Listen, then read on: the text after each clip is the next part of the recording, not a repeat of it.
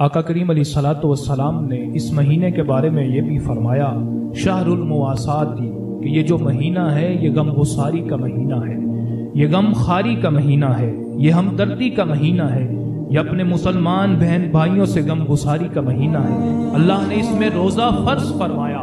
روزے کی فرضیت کی بہت سی حکمتیں ہیں، بہت سے مقاصد ہیں، لیکن ان میں سے ایک حکمت اور ایک مقصد یہ بھی ہے کہ جب ہم روزے رکھیں، بھوکے اور پیاسے رہیں تو ہمیں بھوکوں کی بھوک کا خیال ہو جائے۔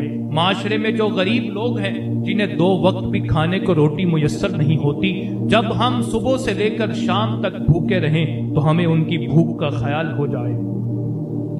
لیکن اگر ہم روزے بھی رکھتے چلے جا رہے ہیں، بھوکے بھی رہتے ہیں، پیاسے بھی رہتے ہیں، لیکن بھوکوں کی بھوک کا ہمیں پاس نہیں ہے، بھوکوں کی بھوک کا ہمیں خیال نہیں ہے، معاشرے کا جو غریب طبقہ ہے ہمیں ان سے غم خاری نہیں ہے، معاشرے کا جو پسا ہوا طبقہ ہے، جو مصیبت زدہ طبقہ ہے، ہمیں ان سے ہمدردی نہیں ہے، ہمیں ان کا خیال نہیں آ رہا، تو یقیناً ہم روزے کے عظیم مقاصد میں سے بہت اہم مقصد کو پانے سے ابھی تک محروم ہیں۔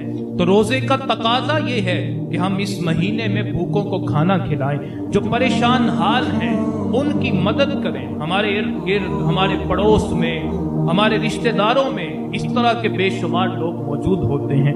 ملک پاکستان کے جو حالات ہیں، مہنگائی کے حوالے سے دیکھیں، ہر دوسرا شخص جو پریشان ہے، تو ایسے حالات میں جو عام روٹین میں جن کو روٹی کے لالے پڑے رہتے ہیں، اس مہنگائی میں ان کا کیا حشر ہوتا ہوگا۔ اور پھر رمضان میں اخراجات بھی بڑھ جاتے ہیں، ان کے بھی بچے ہوتے ہیں، ان کے بچے بھی انہیں تنگ کرتے ہوں گے، فرمائشیں کرتے ہوں گے کہ اماں افطاری میں یہ کھانا ہے، سحری میں یہ کھانا ہے، لیکن ان کے گھر تو آٹا بھی موجود نہیں۔ ہم روزے رکھتے چلے جائیں لیکن اس طرح کے لوگوں کا خیال نہ کریں تو ہم روزے کے مقصد سے محروم ہیں۔ تو ہمیں ان لوگوں کا خیال رکھنا چاہیے۔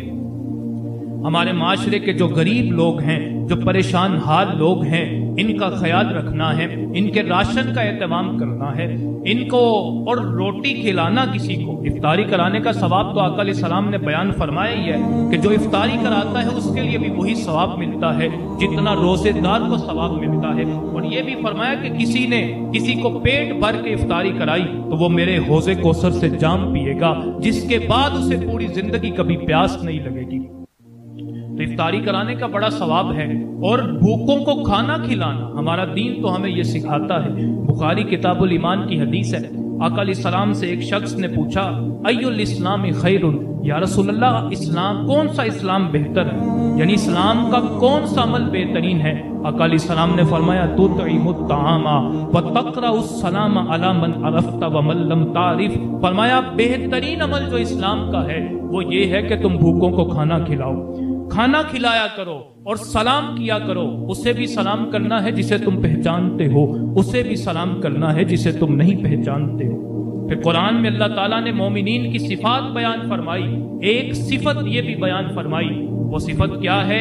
وَيُطْعِمُونَ الطَّعَامَ عَلَىٰ حُبِّهِ مِسْكِينًا وَيَتِيمًا وَأَسِيرًا۔ فرمایا کہ جو اللہ کے بندے ہیں نا، وہ اللہ کی محبت میں کھانا کھلایا کرتے ہیں، مسکینوں کو بھی کھانا کھلاتے ہیں، یتیموں کو بھی کھانا کھلاتے ہیں، اور قیدیوں کو بھی کھانا کھلاتے ہیں۔ تو کھانا کھلانے کا ویسے ہی بڑا ثواب ہے، اس مہینے میں ثواب کا اجر بڑھ جاتا ہے۔ تو اس مہینے میں ہمیں اس طرح کے لوگوں کا خیال رکھنا ہے، لیکن یاد رہے ہم نے ریاکاری کے بغیر کسی کی مدد کرنی ہے، دکھاوے کے بغیر مدد کرنی ہے۔ ہمارے ہاں جو ہوتا ہے آٹے کا ایک تھیلا دینا ہوتا ہے، 10 لوگ 7 تصویریں بناتے ہیں۔ یہ ڈوب پڑنے کا مقام ہے ہمارے لیے کہ صدقہ بھی کر رہے ہیں اور دکھاوا بھی کر رہے ہیں۔ اور صرف ہم صدقہ نہیں کر رہے، جب آٹے کا تھیلا دیتے ہوئے یا 1000 روپے کا نوٹ دیتے ہوئے آپ ساتھ اس غریب کی تصویریں اتار رہے ہیں، بعد میں سوشل میڈیا پہ لگائیں گے تو آپ اسے کتنا ذلیل کر رہے ہیں۔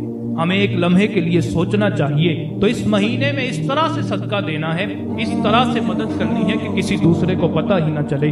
آقا علیہ السلام نے ایک حدیث میں بیان فرمایا کہ جب کل قیامت کا دن ہوگا، نفسا نفسی کا عالم ہوگا، سورج سوا نیزے پر ہوگا، زمین تانبے کی ہوگی، اس وقت 7 قسم کے لوگ ایسے ہیں جنہیں اللہ اپنے عرش کا سایہ عطا فرمائے گا۔ 7 اشخاص ایسے ہیں جنہیں عرش الہی کا سایہ ملے گا۔ فرمایا ان میں سے ایک شخص وہ ہے جو اتنا چھپا کے صدقہ کرتا ہے حتی لا تعلم شمالہ ما تنفق یمینہ، اتنی خاموشی سے صدقہ کرتا ہے، اتنا چھپا کے صدقہ کرتا ہے کہ اس کے بائیں ہاتھ کو بھی نہیں پتا ہوتا کہ اس کے دائیں ہاتھ نے کیا خرچ کیا۔ فرمایا اس طرح کا جو شخص ہے، جب کل قیامت کے دن نفسا نفسی کا عالم ہوگا، لوگ اپنے پسینے میں ڈوب رہے ہوں گے، گرمی سے پگھل رہے ہوں گے، اس وقت اس شخص کو جب سایہ ملے گا تو رب کے عرش کا سایہ ملے گا۔ تو اس مہینے میں ہم نے اس طرح سے غریبوں کی مدد کرنی ہے کہ کسی دوسرے شخص کو پتہ بھی نہ چلے۔